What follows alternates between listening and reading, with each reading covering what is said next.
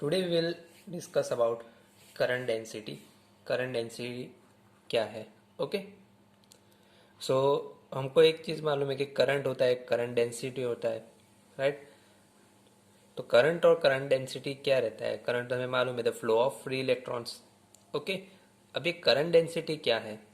तो अभी हम एक डायग्राम लेते हैं, जैसे कि ये एक कंडक्टर है, ओके, और ये नंबर ऑफ एरियाज है, राइट? अब यहाँ पे देखो, एरिया जो है किसी जगह जगह पे कम है, किसी जगह के ऊपर ज़्यादा है, ओके। और करंट की डायरेक्शन इस तरफ है, करंट यहाँ से फ्लो हो रहा है, ओके, ऐसा फ्लो हो रहा है। तो जब इस एरिया से करंट फ्लो होगा, ओके, तो इसकी वैल्यू सेम रहेगी। जैसे फॉर एग्जांपल एक कंडक्टर है जिसमें से 10 एम्पियर का करंट फ्लो हो रहा है, मीन्स यहाँ से 10 फ्लो हो रहा है तो आउटपुट में भी 10 फ्लो हो रहा है। लेकिन ये जो एरिया है, किसी में बड़ा है किसी में छोटा है, तो क्या ये वैल्यू सेम रहेगी? इस एरिया में करंट 10 एम्पियर सेम रहेगा, इसमें 10 एम्पियर सेम रहेगा? आंसर है नहीं। हर एरिया के ऊपर करंट की वैल्यू डिफरेंट रहेगी। मीन्स अगर एरिया ज़्यादा है तो उसकी वैल्यू कम रहेगी, एरिया कम है तो उसके अंदर करंट की वैल्यू कम रहेगी, ओके। तो इसको कहते हैं हम करंट डेंसिटी, जिसकी फॉर्मूला है, करंट डेंसिटी डिनोट करते हैं जे से, उसकी फॉर्मूला है I divided by A, okay. Current density equal to current upon area, okay. Means हर एरिया के ऊपर करंट की वैल्यू कुछ ना कुछ अलग रहेगी, लेकिन आउटपुट के अंदर क्या मिलेगा आपको? 10 एम्पियर। मीन्स टोटल कंडक्टर का करंट कितना है? 10 एम्पियर। लेकिन ये जो एरिया है उसके अंदर करंट की वैल्यू कुछ ना कुछ अलग रहेगी, ओके। अब डेफिनेशन क्या है? Current density at any point in conductor is the ratio of the current, okay, ratio of the current to the cross section area vector perpendicular to the current, okay. Means अगर ये area है, okay, और ये current है, तो area जो है वो परपेंडिकुलर टू करंट रहेगा। अगर एरिया ऐसा है, राइट, ये एरिया है, करंट ऐसा फ्लो हो रहा है, तो एरिया जो है उसके परपेंडिकुलर में रहेगा। हाँ, कभी कभी एरिया ऐसा है, करंट फ्लो ऐसा हो रहा है, तो इसकी डायरेक्शन कैसे होगी एरिया की? क्योंकि ये तो देखो तो थोड़ा टिल्ट है, राइट, तो इसकी डायरेक्शन इस तरह से रहेगी, ओके। तो J इज इक्वल टू क्या हो जाएगा? आई बाई ए, ओके। यहाँ पे आप डायग्राम के अंदर देख सकते हो कि ये जो एरिया है उसमें से कौन सा करंट फ्लो हो रहा है, यहाँ से कौन सा करंट फ्लो हो रहा है कंडक्टर में? आई।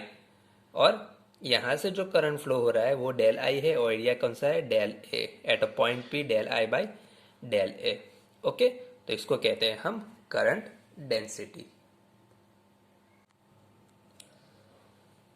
सो if del I is the current, जैसे डायग्राम में देखा था कि डेल आई करंट और del A cross section area वहाँ पे है, तो उसका वेक्टर क्या हो? एवरेज करंट डेंसिटी क्या होगा? ये एवरेज के डायग्राम, एवरेज का सिंबल है, राइट।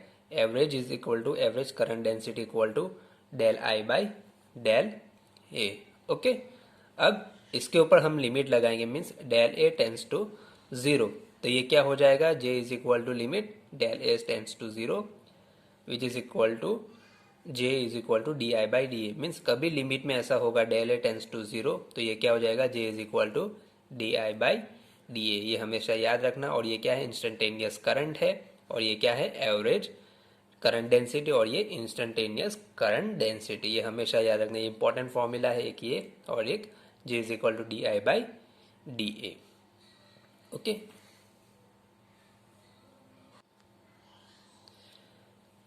अब ये जो करंट डेंसिटी है वो क्या है? ये तो एक वेक्टर क्वांटिटी है, okay. It is not a scalar quantity. देखो, एरिया भी स्केलर क्वांटिटी नहीं है, okay.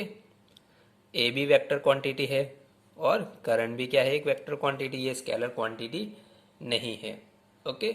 So current density is an vector quantity, okay. और इसकी डायरेक्शन कैसे रहेगी? Direction of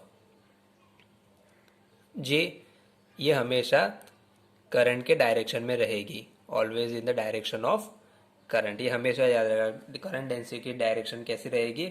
always in the direction of current. और इसकी यूनिट क्या है? Ampere per metre square, okay, ये उसकी यूनिट है। ओके,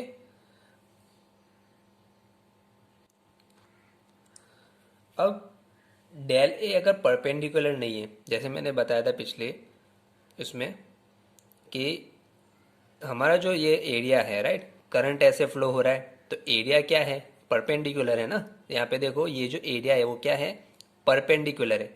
लेकिन कभी एरिया ऐसा है, राइट, और करंट की डायरेक्शन ऐसी है, तो ये जो एरिया है तो वो एंगल कुछ बनाएगा, राइट, क्योंकि ये तो 90 डिग्री है, क्योंकि एरिया अगर ऐसा है तो ये परपेंडिकुलर है और करंट ऐसा है तो ये 90 डिग्री हो गया, राइट।